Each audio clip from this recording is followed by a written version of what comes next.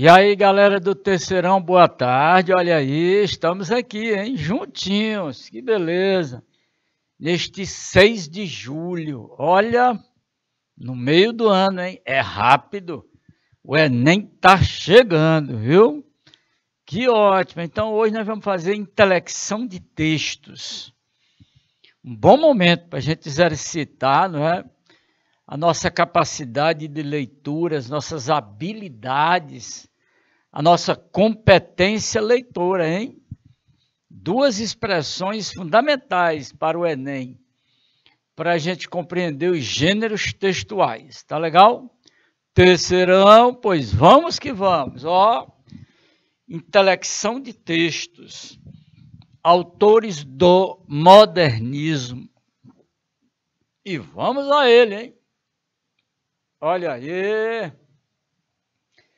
A começar, ó, por Fernando Pessoa, o poema de número 11 em romano, né?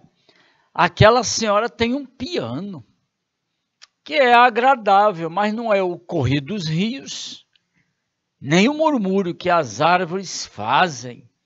Aí deixa a reticência aqui, ó, para poder a gente procurar o sentido, né? Complementar. Nem o murmúrio das árvores, ou melhor dizendo, nem o murmúrio que as árvores fazem, não é? Por que é preciso ter um piano? Ó, perguntando o porquê separado, hein? Sem acento. Olha as aulas do professor Fernando Santos, hein? E a Fernanda está por aqui. Boa tarde, Fernanda. Muito grato aí pelo cumprimento, não é? O melhor é ter ouvidos e amar a natureza. Que beleza, não é? Tá aí. É o poema de número 11. Pelas características, Fernanda, é do heterônimo muito famoso, né? O Alberto Caeiro, né? Tá aqui o Fernando Pessoa com seu chapeuzinho clássicos, o óculos, né? Os dois bem clássicos, né? Pois está aqui. Nós vamos fazer essa intelecção, vamos começar com Fernando Pessoa. Aquela senhora tem um piano, né? A pessoa que tem um piano, imagine, não é? É um nível bom, né? Financeiro, né? O gosto musical, né? Mas o Alberto Caeiro, como é um heterônimo muito voltado para a natureza, né? Pergunta para que é preciso ter um piano. Você não tem os ouvidos? O melhor é ouvir a natureza. Olha que coisa interessante, não é? E então, e o poema ele é bem modernista, quase não usa pontuação. Aquela senhora tem um piano, ele não usa vírgula, que é agradável, não usa vírgula. Mas não é o correr dos rios, né? Poderia ter um ponto, poderia ter uma vírgula, nem o murmúrio que as árvores fazem, né? Esse murmúrio é o farfalhar, né?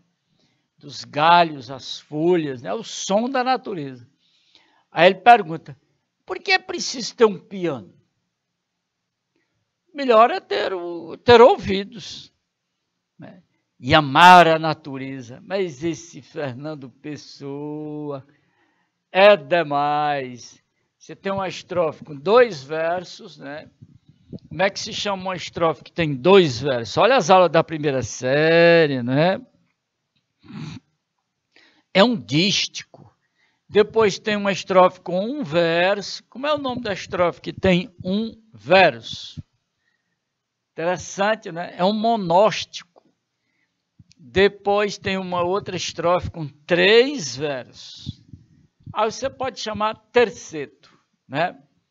Então, tá aqui o Fernando Pessoa com o poema de número 11, de Alberto Caeiro, né?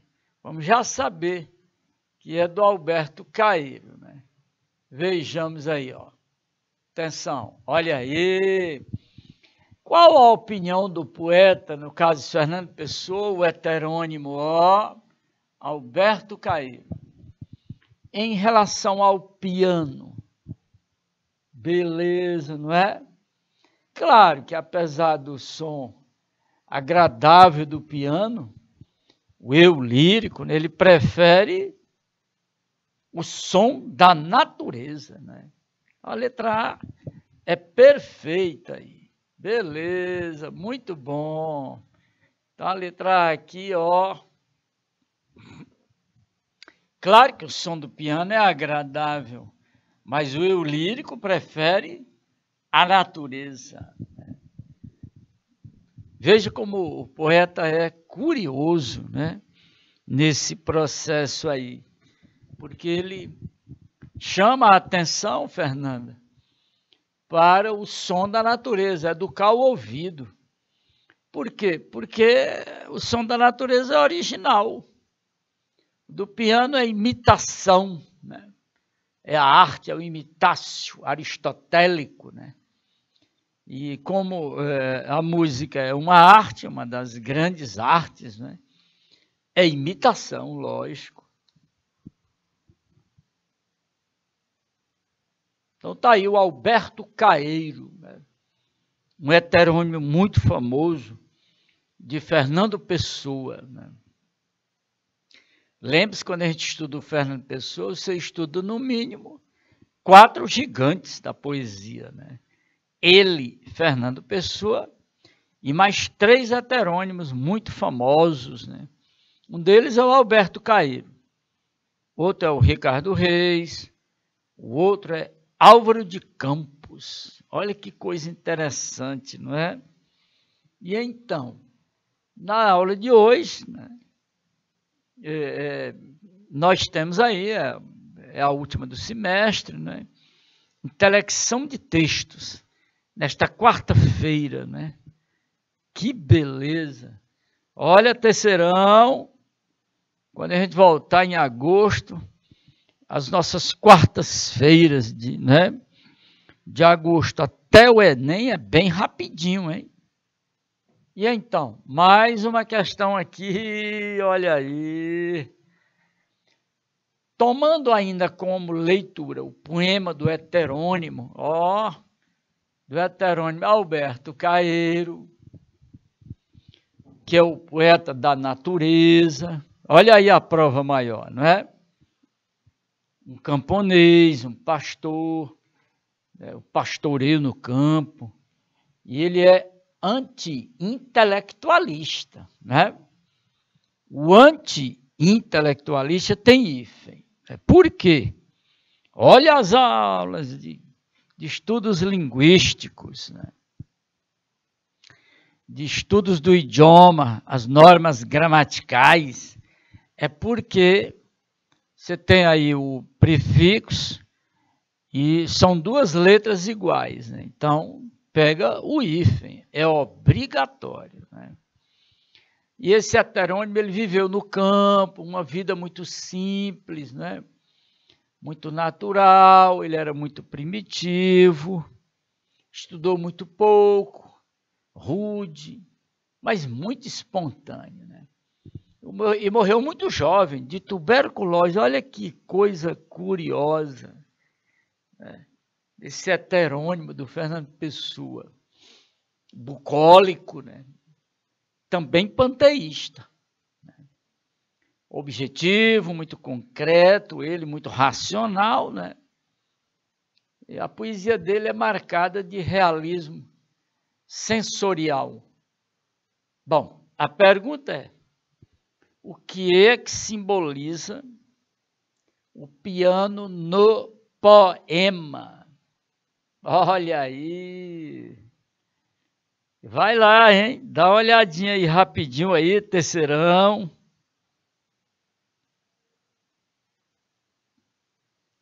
Veja como é que está a situação aí. E a Fernanda já mandou a resposta ali. Claro, o piano ele imita, né? O som da natureza, é a cultura, né? A cultura de imitação, de aprendizado que se opõe à natureza. Então a letra C é ótima, né? Que bom, tá aí. Letra C, galera. Muito bom, Fernanda. Estamos bem aí, hein? Com esse heterônimo de Fernando Pessoa, o Alberto Caeiro, né? Que contraiu o bacilo de Koch, né? Essa bactéria ela foi conhecida em 1882 pelo médico alemão Robert Koch, né? Matou muita gente a tuberculose, nossa, matou grandes artistas. E a simbologia maior é que a tuberculose atinge até gente que não é gente, né? Como é o caso do heterônimo Alberto Caeiro, né? Que coisa curiosa, né? Valeu, Fernanda. Vamos em frente, hein? Tem mais coisa boa aí. Vamos lá. No meio do caminho, olha o Drummond aí. Ai, ai, ai.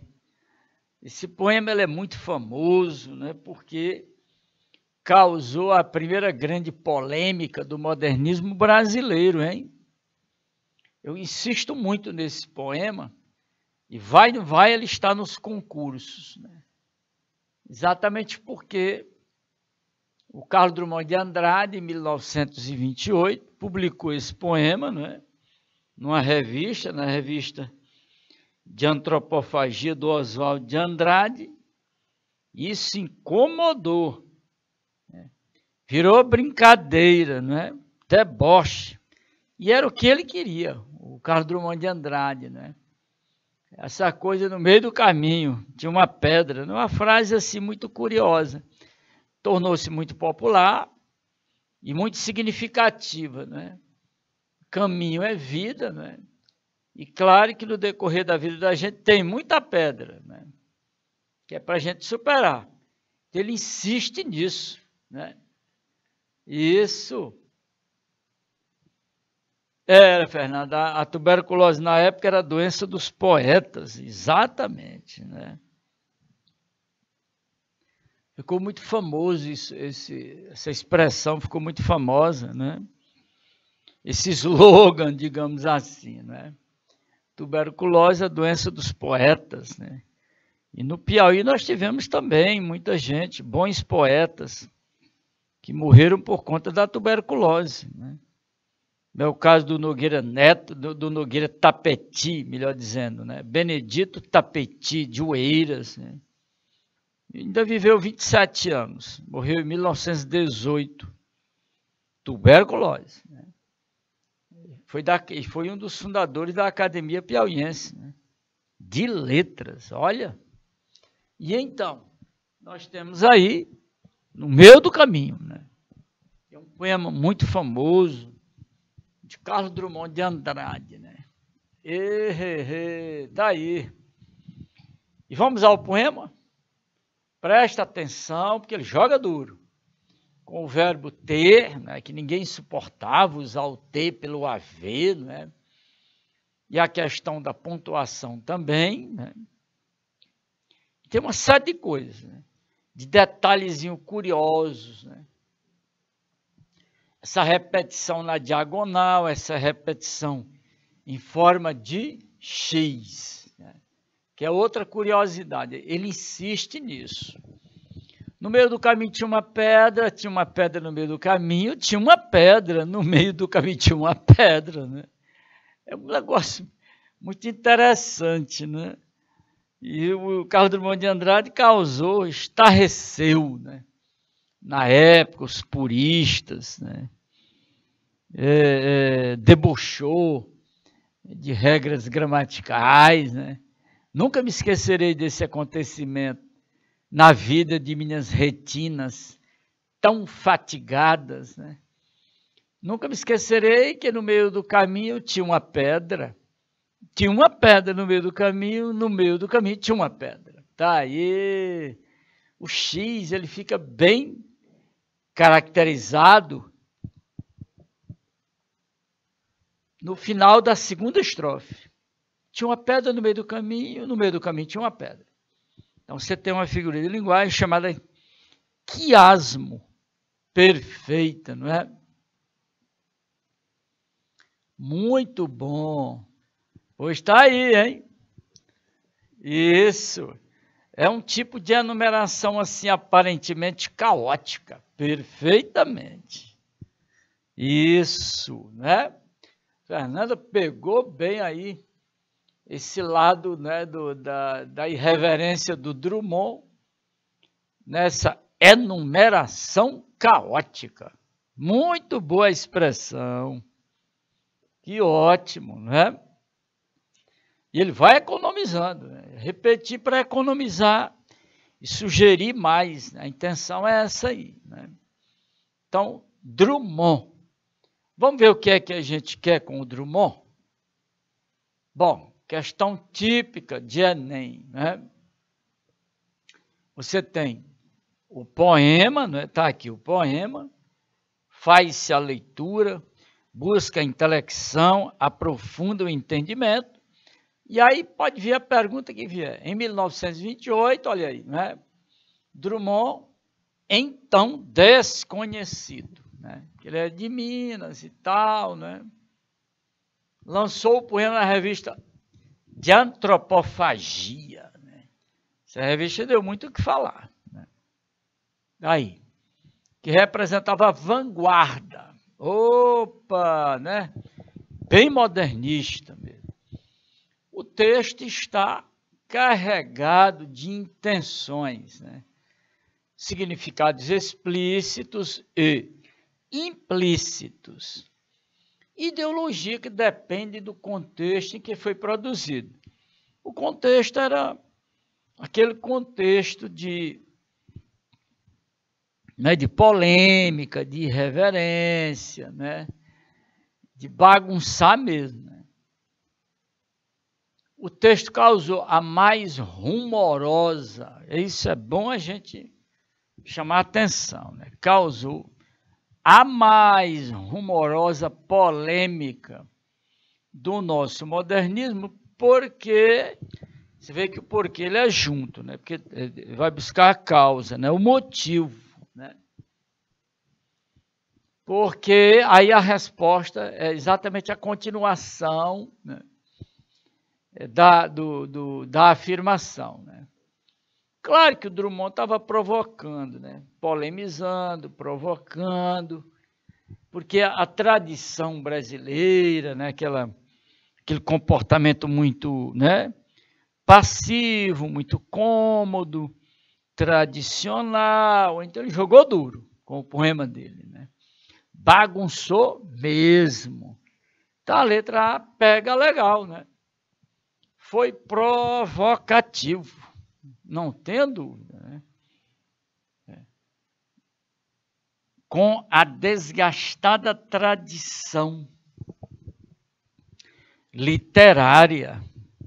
Olha aí, a Fernanda acompanhando bem de perto, né? Uma beleza isso aí. Essa questão ela é muitíssimo próxima das questões do Enem, né? É o mesmo perfil, né? Você tem o texto, né? Aí faz a leitura, vê o gênero textual, que é poema, suas características, intelecção, e então vem o enunciado da questão. Você tem o histórico do poema, né? E qual é a intenção que o poeta teve, né? Com o poema, que foi provocar mesmo, né? E isso foi muito bom. Isso estava bem no perfil do primeiro momento do modernismo no Brasil, né? Aquela primeira geração, que é a geração da provocação mesmo, da irreverência, né? Da iconoclastia. Olha que palavra, hein? Quebrar, né? Quebrar aqueles posicionamentos que já vinham de muito tempo com o uso do idioma, né? E a intenção do poeta Carlos Drummond de Andrade era exatamente essa aí, né? Provocar, e provocou. Causou uma polêmica imensa, terrível, né? As pessoas, quando encontravam o Drummond na rua, davam gargalhadas, né? Ó o idiota, né? Esse abestado querendo ser poeta e tudo, né? Que nada, tá aí a situação, né? A intenção dele era provocar mesmo, bagunçar. Já aquela tradição literária já estava tão rançosa, tão desgastada, né? E o Drummond só, pá, né? Beleza. E isso, a atitude é de romper mesmo, né? Essa provocação é nesse sentido aí, Fernanda. Perfeito, né? Estruturas, né? Aquelas convencionalidades que já vinham de muito tempo. Era um comportamento já que não tinha nada de novo, né? E os modernistas de 22, que vai até 30, né? Lembra? Jogaram duro. O Drummond não teve participação na semana, mas ele compreendeu bem o espírito do primeiro momento do modernismo e colaborou, olha aí, com a revista de antropofagia do Oswald de Andrade, né? Porque o movimento antropofágico foi detonado pelo Oswald de Andrade, né? E o Drummond deu essa colaboraçãozinha aí que eu vou te contar, hein? Foi uma beleza, foi ótimo, né? Isso causou muita coisa na época e o Drummond foi muito lembrado, tornou-se muito popular, né? Com esse poema, né? E depois com outros textos famosos, como José, por exemplo. Né? E agora, José? A gente dizia muito isso na adolescência, né? E agora, fulano? Olha aí. Né? Então, Drummond foi, inegavelmente, né, o grande poeta da literatura brasileira, aquele campeão do Enem, né? Pois está aí. Bela questão, né? Típica, né? Tem que rever isso aí, hein? Se for o caso, hein? Ótimo. Tem mais, olha aí outra. Olha aí outra. O leitor competente é aquele que, além dos sentidos das palavras, descobre também o significado das pausas, olha aí, dos silêncios. Analisa quem fala, para quem fala, em qual contexto e momento histórico foi construído o poema, né? Isso é um detalhe curioso. O estranho texto de Drummond é todo marcado de provocação, incluindo o leitor e a própria poesia, porque incluindo o leitor e a própria poesia. Presta atenção, hein? Olha que beleza, mais uma questão bem no perfil, né? Bem do perfil Enem. Olha, 1 minuto para vocês aí, hein? Me dê aí, meu diretor, 1 minutinho para a galera me responder aqui.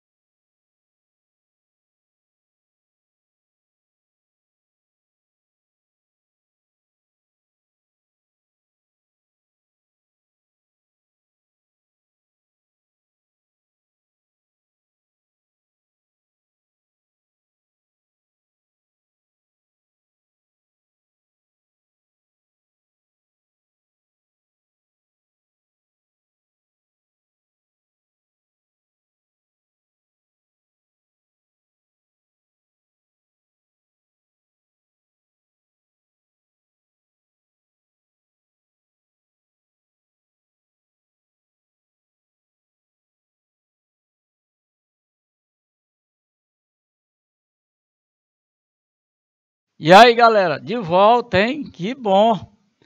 E olha aqui, como é interessante essa questão, né? O leitor competente, hein? É aquele que, além dos sentidos das palavras, descobre também o significado das pausas, dos silêncios. Analisa também quem fala, para quem fala, em qual contexto e momento histórico foi construído o poema, né? Muito bom isso aqui. O estranho texto de Drummond, né, é todo marcado de provocação, incluindo o leitor, e a própria poesia. Porque, muito bom, hein? Olha aí a resposta. Olha a letra A. Lendo a letra A, não adianta, porque as outras alternativas não alcançam, né? Feito de repetições, sem vírgulas e fraseado vulgar. Mas isso é ótimo, né? Esse fraseado vulgar, né? Era o que o Drummond queria. Medicamente uma pedra, olha, é muito vulgar, né? Mas tem os significados, tem as pausas, os silêncios, né? Tem muita coisa, né, para a gente ver, né? Que são os extratos do poema, né? É um detalhe assim muito interessante, muito rico esse, né? Da gente buscar os extratos, conhecer os extratos. E aí, galera? Muito bom, beleza. E tem mais, hein? Presta bem atenção, porque vem coisa boa. Os silêncios, né? Olha que coisa, né? Os sentidos das palavras. Esta outra questão, essa terceira questão, é uma maravilha, uma beleza, né? É boa, questão boa. E essa agora, gente, né? Com o poema publicado em 28, não vamos esquecer, né? Em 28, o poeta subitamente se tornou conhecido. Claro, foi uma provocação, né? Caiu no deboche. E aí você sabe que essas coisas assim se tornam muito populares, né? Foi admirado, ridicularizado e até mesmo agredido. Mas, professor, você não está exagerando, não? Estou, não. O Drummond chegou a levar uma tapona na rua, né? E chamar de idiota, né? Foi uma verdadeira, né, coisa interessante, né? Admirado, ridicularizado e agredido. Coisa mesmo interessante.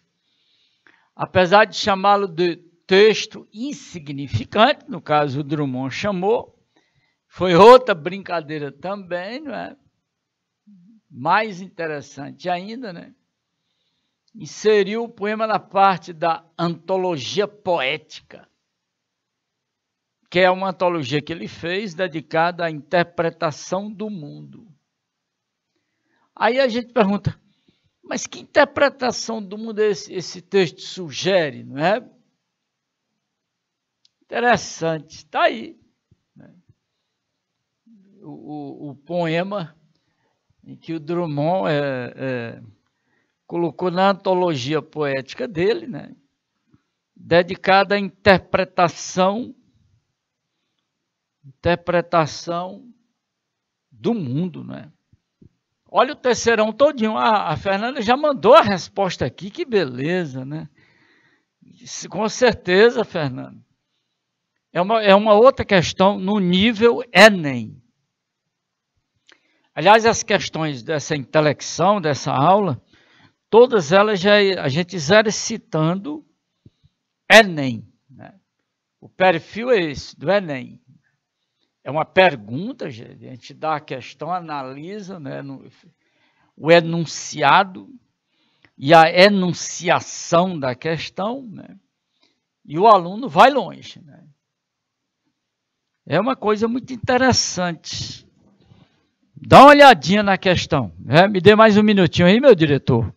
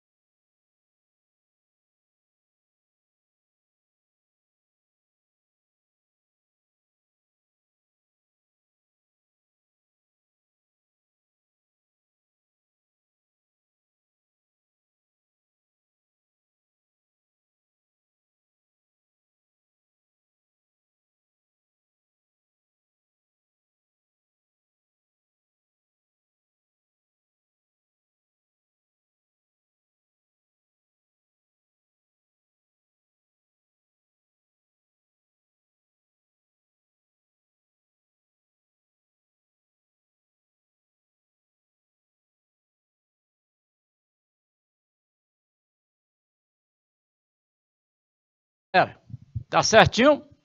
E então? Então, olha, ele colocou o poema dele, né? Interessante.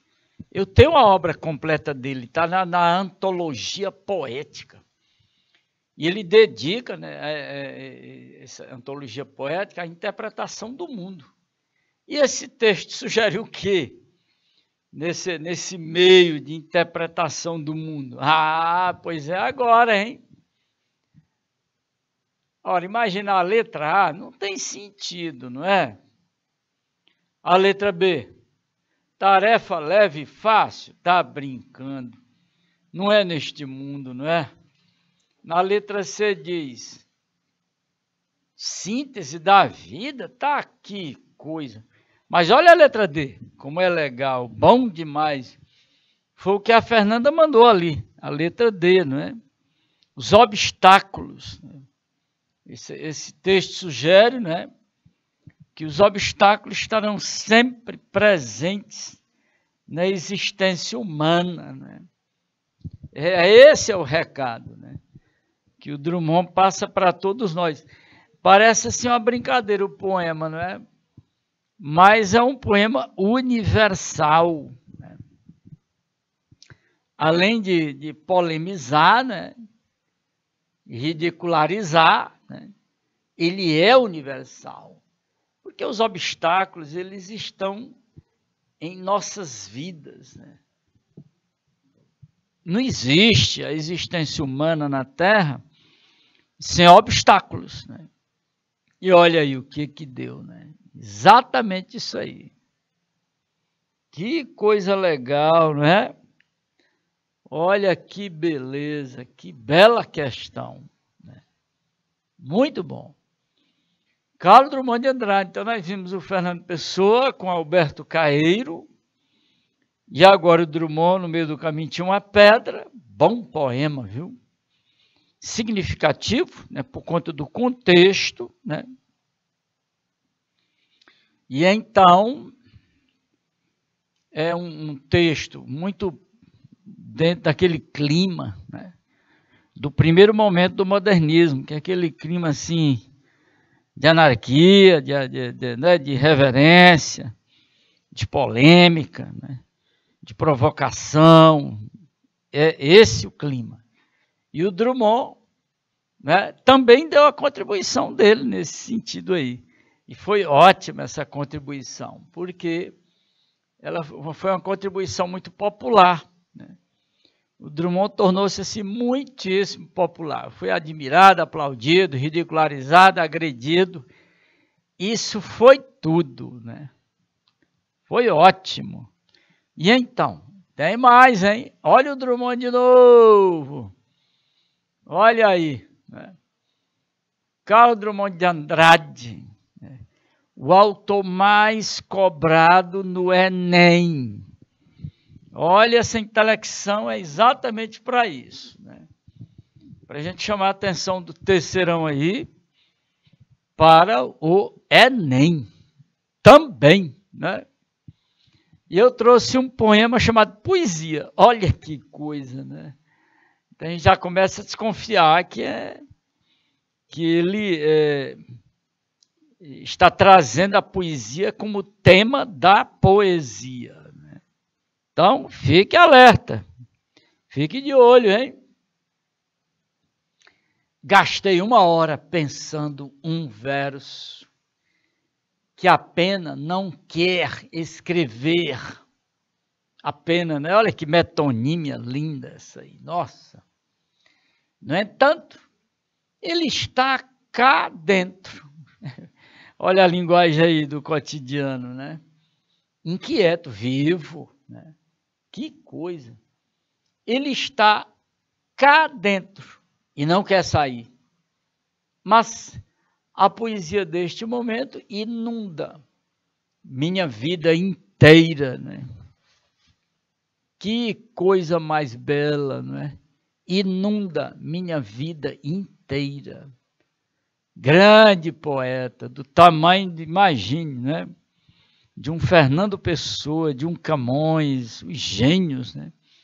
São 3 grandes poetas da língua portuguesa em todos os tempos. Camões, Fernando Pessoa, Drummond, né? E aí, olha que beleza, né? Que ótimo. Oh, beleza. Tem coisa boa aqui, hein? Terceirão, novamente aí, o mais cobrado, né, do Enem. Né? Vamos a ele, hein? Aqui, olha a questão, né? Uma questão aparentemente solta, não é? O poema de Carlos Drummond de Andrade é um típico metatexto. Opa! Isto é, a poesia como tema da poesia. Então você tem um metatexto. Ou seja, você tem um poema com um efeito de linguagem. E aí vem, ó, pergunta-se o que o eu lírico, né, nos confessa ou revela nesses versos. Haha! Tá vendo aí, galera? Olha aí, né? Olha aí. Você vê, você tem o título do poema, é poesia, né? Eu gastei 1 hora pensando um verso, né, que a pena não quer escrever. No entanto, ele está cá dentro. Nossa, esse Drummond. Mas por que ele insiste tanto, né? Isso é uma das grandes lições que os poetas passam, né? Para os outros poetas e para o leitor. Mas que grande lição é essa? É aquela obsessão que eles têm, não é? Todo grande artista tem aquela obsessão pela própria arte, né? É o fascínio que a arte exerce no fazer.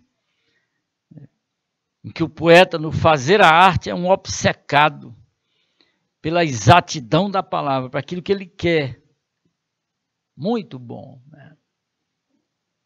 O que o eu lírico nos confessa, né, ou revela nesses versos? Rejeição? Nada, que coisa nenhuma de rejeição, nada, né? E a Fernanda já mandou a resposta.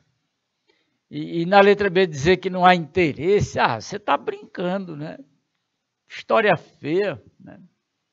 Muito pelo contrário.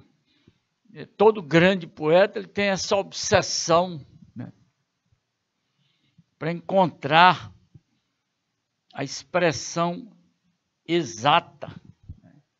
Essa é a resposta. A obsessão pela expressão exata. Essa lição aí é para os alunos, é para o professor, é para todos, né?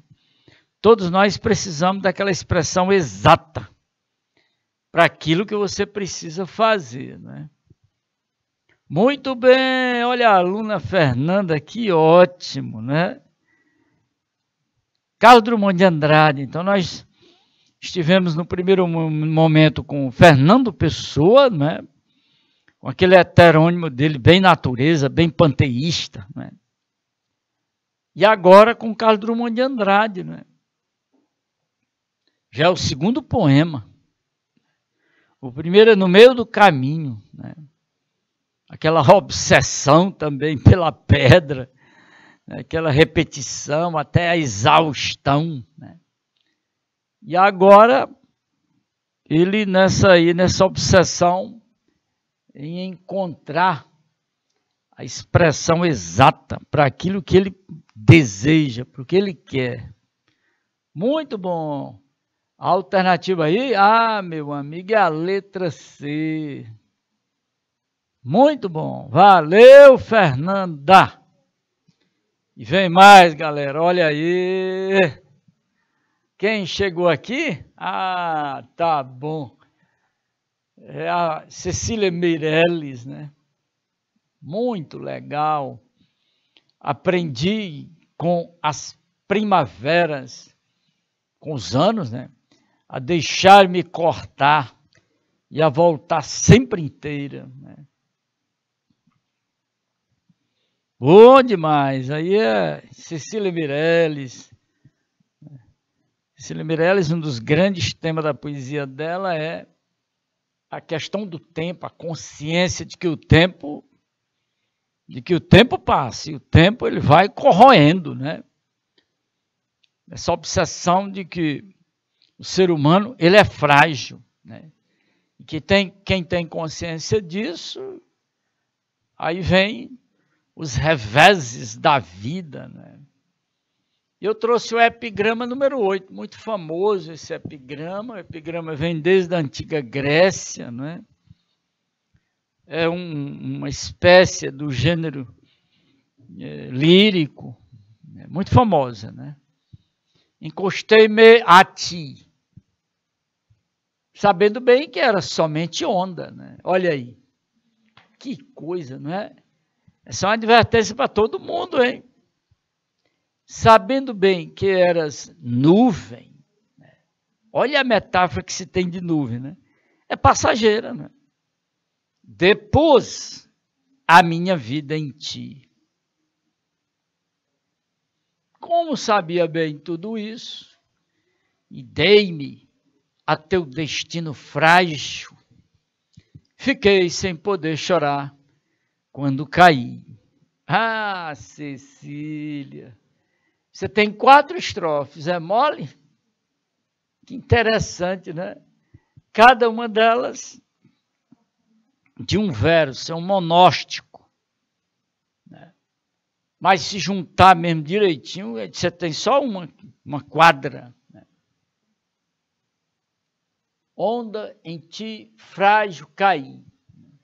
Aprendi com as primaveras a deixar-me cortar e a voltar sempre inteira. Cecília Meirelles, que grandeza, não é? Que beleza. Grande poeta brasileira, genial. E aí, galera, tá aí o poema dela, hein? Um dos grandes temas da poesia dela, né? Essa consciência da fragilidade humana, né? Esse aí é o melhor, é um dos melhores momentos da poesia dela, esse epigrama. Além de retrato, motivo, né? São grandes textos, né? Pois vamos lá? E aqui, competência 5, habilidade 16. O eu lírico reconhece que a pessoa em quem depôs sua vida representava um ou uma, né? Bom, você viu que ela sabia tudo isso, né? Que era onda, que era nuvem, né? Mas mesmo assim ela arriscou. Mas o bicho pegou. O detalhe é esse: vai arriscar, mas sabendo que é assim, né? E ela arriscou. Isso, exatamente, Fernanda. A Cecília Meirelles, entre todas, né, grandes mulheres da poesia brasileira, da arte, né, pintura e tudo mais, né, música. Ela é a primeira grande na poesia, né, e a primeira grande na pintura é a Anita Malfatti, né, e a primeira grande e outras formas de arte, né? Dança, música, né? Na música, por exemplo, ao piano, né? É Guiomar Novaes, que participou da Semana de Arte Moderna. Hein? Então, nós temos muitas mulheres envolvidas com a Semana de Arte Moderna. A musa da Semana de Arte Moderna foi a Anita Malfatti, né? Tá lembrado do episódio de 1917, né? Em que o Monteiro Lobato, né, foi quem despertou isso aí, com a Anita Malfatti. Perfeito. Então tá aí a questão, vamos lá. A letra A é perfeita. Ela, sabendo de tudo isso, né, ela entrou numa relação incerta. Então, os desenganos, né, vividos foram inevitáveis. Né? Os desenganos, né, foram inevitáveis. Perfeito. Né? Então, a letra A é ótima aí. E vem mais intelecção, hein? Vamos lá.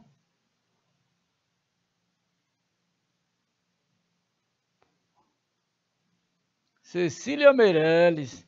Depois a gente vai só voltar rapidinho para a gente lembrar do Alberto Caeiro, do texto dele, que é o poema de número 11, não é? Alberto Caeiro é famoso, né? Grande, né? Um dos grandes nomes dos heterônimos de Fernando Pessoa. Vocês estão lembrados dos outros 3 grandes heterônimos, né? Ricardo Reis, das Odes, né? E também muito ligado à natureza, pagão, essa coisa toda, né? E também o Álvaro de Campos, né? Com aquele espírito modernista dele, violento, né? Industrial, dos sons das máquinas, né? Do ode triunfal. Opa! Intelecção de texto para hoje à tarde, nesta aula, né? E nós estamos com a Cecília Meirelles. Um momento incrível, né? Um momento satisfatório para a gente compreender esse processo de análise, compreensão, interpretação. A gente sintetiza numa palavra, intelecção. Ler bem é um ato de decifração. Você tem que perceber os silêncios, né? Os detalhes da leitura, para poder a resposta vir de maneira bem satisfatória, viu? Esse é um momento muito curioso, muito interessante. Ok, então, ótimo. Pois vamos lá, né? Vamos ver aqui o outro momento aqui. Opa, quem chegou? Olha quem chegou aí, ó, terceirão. O Vinícius de Moraes, é a Mai, porque nada melhor para a saúde que um amor correspondido, né? Tá aí o Vinícius, né? Ele disse que é bom para a saúde, né? Ele é de 1913, foi a óbito em 1980, né? Vinícius de Moraes, com E. Grande poeta do segundo momento, né? Dos sonetos, dos textos, né? Mas eu trouxe um texto que é no campo social, né?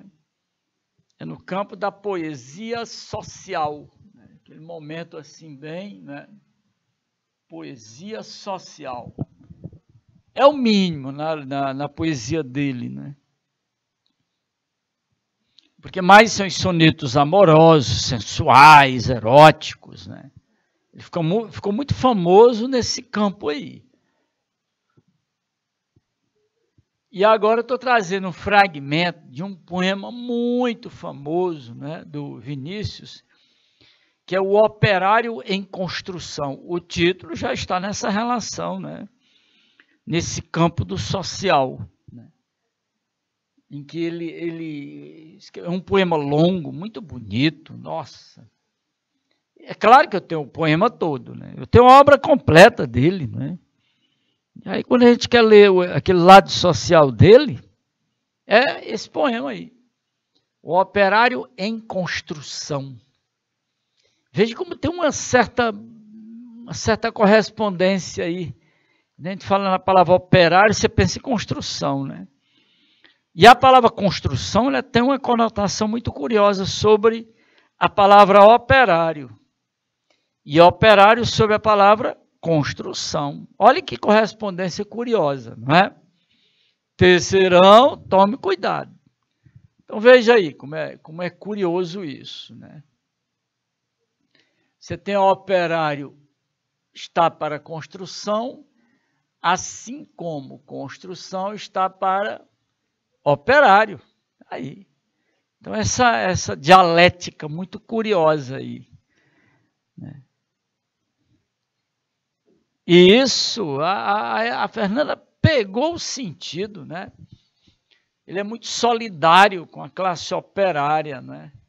Deixa eu apagar bem aqui só para... Opa! Xiii, marca texto aqui para a gente voltar ao elemento social, né? E voltar a esse percurso curioso do operário em construção e construção em relação ao operário, né? É isso aí o sentido. É exatamente esse aí o sentido, né? Perfeito. Mas ele desconhecia esse fato extraordinário. Quem desconhecia esse fato extraordinário? Bom, que o operário faz a coisa, e a coisa faz o operário, olha aí. Que coisa. A coisa, né? Esse negócio de coisificar as pessoas, né? Quer dizer, o patrão às vezes não percebe que o operário é gente, não é?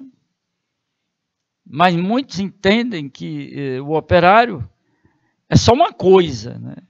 Que está lá na construção, né? Às vezes é esse o sentido. É uma coisa horrível, né? Mas o que via o operário, o patrão nunca veria. O operário via as casas e dentro das estruturas via coisas e objetos, produtos, manufaturas. Via tudo que fazia o lucro do patrão. E em cada coisa que via misteriosamente havia a marca de sua mão. Eita, Vinícius, danado, não é? Então tá aí. O Vinícius de Moraes nesse campo da poesia social, né? Embora os poemas, em sua maioria, do Vinícius de Moraes, caiam nesse campo místico, religioso, ou então no sensual, né? No erótico, no amoroso, né? Mas tem também poemas do campo social, né? E eu trouxe esse fragmento desse longo poema. Está aí um detalhe curioso do Vinícius de Moraes, no campo social. O operário em construção.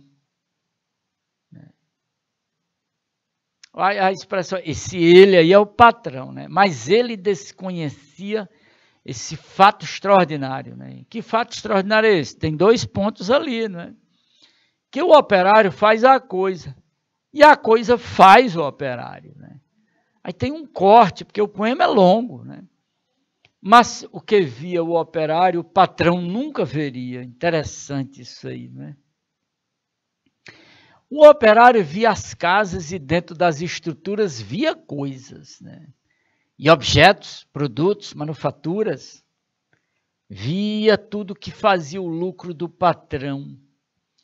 E em cada coisa que via misteriosamente havia a marca de sua mão. Galera, é isso, né? Olha aí, a aluna Fernanda aí, de olho, hein? Firme. E toda a galera do terceirão da tarde, vamos lá, hein? Tem aí. Vamos ver aqui o que tem. Vamos lá. Aê! Típica do Enem a questão, né? Competência 5 de linguagens, códigos, né? E habilidade 16. A produção das desigualdades, olha aí, né? Olha o interessante disso, né? Decorre da oposição dos papéis sociais, né? Ocupados pelo opressor e oprimido. Olha que detalhe, não é? Vou até mudar aqui a cor. O opressor e oprimido. Claro que o opressor é o patrão, evidentemente, não é? E o oprimido, o operário. O fragmento do poema Operário em Construção, e aqui eu vou sugerir a vocês do terceirão aí que procure o poema todo, né? Hoje não precisa você pagar nada para ler boas obras, né? Bons poemas, né? Puxa aí no seu celular, né? O Operário em Construção de Vinícius de Moraes. E aí você vai ter a oportunidade de ler o poema inteiro, né? Tá certo aí, Fernando? Pois vamos lá. Aborda a tomada de consciência, né, do operário, que rompe com essa ordenação antagônica, né? É bem antagônica, é uma antítese. Operário versus patrão, né? Essa relação antagônica. Já tem um poema todo aí, valeu, olha, eu gosto disso, né? A Fernanda é uma das melhores alunas do canal Educação do terceirão todo, em todos os turnos, né? Porque a gente vai na aula e ela já vai rastreando também, acompanhando paralelamente. Beleza, muito bom. Que rompe essa ordenação antagônica. Antagonismo tem um X. Então, do lado você tem o operário, que é o oprimido, do outro lado você tem o opressor, que é o patrão. Que negócio, não é? Que beleza. E então, vamos a essa transformação decorre da... Vamos agora. Não, a letra A não pega legal, né? Não é essa coisa de produzir a mercadoria produzir o operário. Não é a letra A, lógico, né? É só prestar atenção. Na B, não. Visão do patrão, não tem nada a ver essa colocação. Não, essa consciência patronal que gera desigualdade. Não é isso, não. Nada disso. Mas olha a letra D, né?